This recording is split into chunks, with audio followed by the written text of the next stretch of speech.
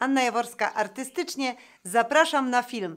Dziś troszkę nietypowo, to nie będą warsztaty. Chciałabym opowiedzieć Wam o moich warsztatach, o spotkaniach, które odbywam na żywo z moimi kursantami, o cyklu robienia portretów techniką kolaży. Dziękuję, że oglądacie ten film. Dziękuję, że ze mną jesteście na moim kanale, że ciągle go subskrybujecie, mimo że dawno nic nie wrzucałam. Czułam ogromną potrzebę nagrania tego filmu, żeby opowiedzieć Wam o moim nowym projekcie, któremu teraz poświęcam bardzo dużo czasu. Spotkania na żywo, przygotowywanie warsztatów takich długich, 6-godzinnych, za każdym razem one się odbywają w weekend, sobota lub niedziela. To zajmuje mnóstwo czasu i zabrakło mi tego czasu na nagrywanie filmów z warsztatami dla Was w formie, do której Was już trochę przyzwyczaiłam i którą uwielbiam. Uwielbiam te nasze środy z Anną i takie warsztaty na żywo, bezpłatne warsztaty będą. Ja się z tego nie wycofałam, po prostu zrobiłam pauzę, taką przerwę. Frida i Penelopa, na razie takie dwa tematy, planuję ich więcej, ale chciałam troszkę więcej opowiedzieć o tym, co to w ogóle jest i jak ten proces tworzenia obrazów powstaje, bo większość osób, które przychodzi na warsztaty do mnie, dziwi się, co my będziemy robić aż przez 6 godzin, a potem się okazuje, że ledwo mają czas zjeść bezę albo sernik, które upiekę. Namawiam je na przerwy kawowe, a one są w takim ferworze pracy, że zapominają o takich podstawowych potrzebach życiowych. Więc jest to proces bardzo wciągający i przez to daje możliwość wyciszenia się, odprężenia i ja bym to powiedziała, że to jest taki rodzaj wręcz pewnego rodzaju medytacji, chociaż nie w absolutnej ciszy, bo jest dużo przestrzeni na rozmowy, czasem nawet na jakieś głębsze zwierzenia. Zawierają się ciekawe znajomości na takich warsztatach. Warsztaty odbywają się w różnej wielkości grupach, ale raczej nie większych niż 12 osób, bo są pewnego rodzaju ograniczenia lokalowe. Ale co o samych kolażach chciałabym Wam opowiedzieć. Uwielbiam tą technikę, uwielbiam po prostu robienie kolaży i zarażam tym uczestniczki moich warsztatów. Do tej pory były to same kobiety, dlatego właściwie mówię w ten sposób. Zapraszam też panów, na razie jeszcze żaden się nie zdecydował. Słuchajcie, więc to jest wyklejanie, wycinanie, wyklejanie, trochę malowania według przeze mnie stworzonych szablonów i podrysów, szkiców, które ja stworzyłam, żeby każdy, nawet ktoś, kto nie ma żadnego doświadczenia z malowaniem, mógł sobie poradzić z namalowaniem portretu.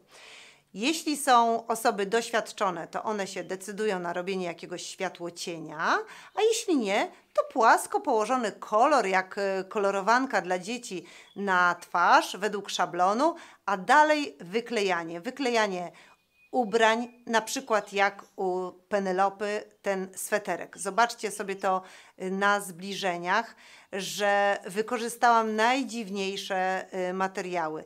To jest sznurek, to są koraliki, kawałek jakiejś tapety, tkaniny, gdzieniegdzie troszeczkę podmalowane farbą. Gotowe materiały dają nam możliwość czystych kolorów i uzyskania bardzo zróżnicowanej, fajnej struktury.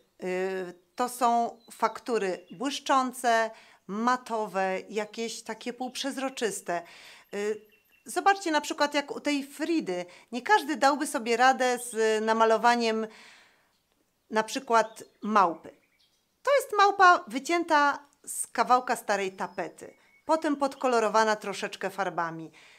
Albo kolczyki. Można przykleić do obrazu gotowe elementy jakiejś swojej już nienoszonej starej biżuterii, ale można je też wyciąć z kawałka tapety, dokleić parę koralików i mamy gotowe kolczyki.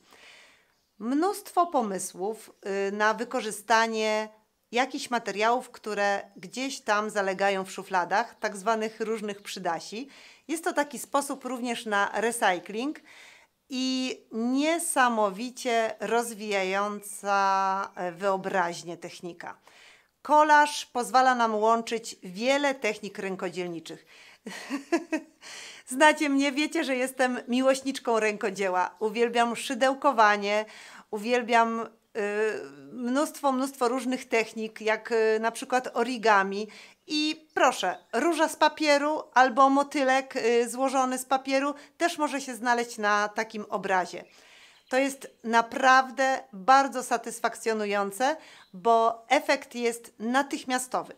Nie trzeba nakładania kilku warstw farby i czekania aż wyschnie, potem nakładania następnych. Oczywiście malarstwo jest szlachetną techniką i bardzo trudną i chapeau bas, jak ktoś potrafi pięknie malować. Natomiast dla mnie kolaż jest troszeczkę ucieczką od tego, żeby po prostu nawet nie mając wielkiego talentu, nie uważając siebie za malarkę, jestem w stanie tworzyć obrazy, z których jestem później zadowolona.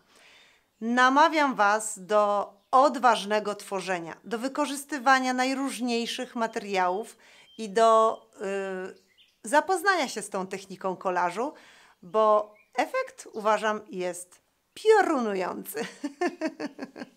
Każda z uczestniczek moich warsztatów wychodzi z nich zadowolona i ze skończonym lub prawie skończonym dziełem, które gdzieś tam w detalach jeszcze dopieszcza sobie w domu.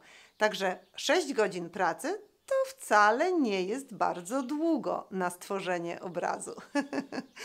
Rozsmakowałam się w tych spotkaniach na żywo i naprawdę uwielbiam patrzeć, jak powstają kolejne wersje obrazu, który gdzieś tam wymyśliłam. No bo stworzyłam szablon na przykład do takiej Fridy i mam wrażenie, że każdy portret Fridowy jest trochę autoportretem autorki.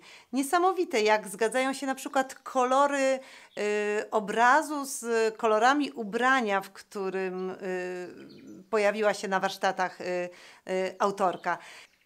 Zapraszam Was na moje warsztaty. Jeśli macie okazję przyjechać do Warszawy i stworzyć ze mną kolaż, Fridę lub Penelope, będzie mi bardzo miło.